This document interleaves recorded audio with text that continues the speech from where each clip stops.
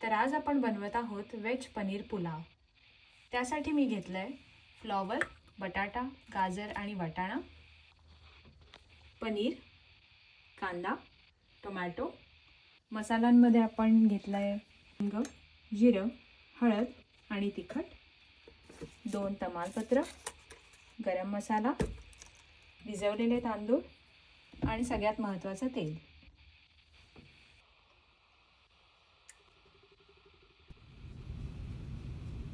सगळ्यात पहिले आपण घेतोय तेल तापलंय, आपण त्यात घालतोय तमालपत्र। आता आपण घालतोय जिरं,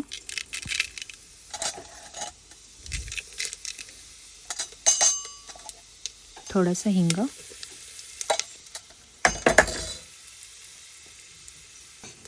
बारीक चिरलेला कांदा,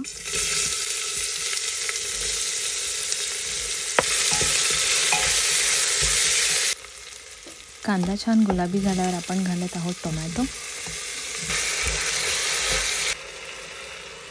टोमॅटो झाला। आता आपण घालतोय सगळ्या भाज्या।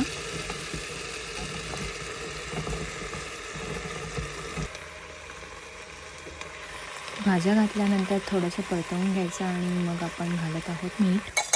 त्यानंतर आपण घालतोय सगळे मसाले म्हणजे हळद, तिखट,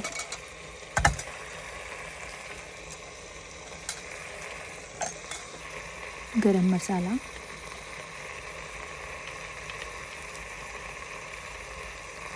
मसाले परतून घ्यायचे आणि मग घालायचं आहे पनीर, भिजवलेले तांदूळ। जेवढ्या प्रमाणात तांदूळ घेतला त्याच्या दुप्पट आपण पाणी घालत आहोत।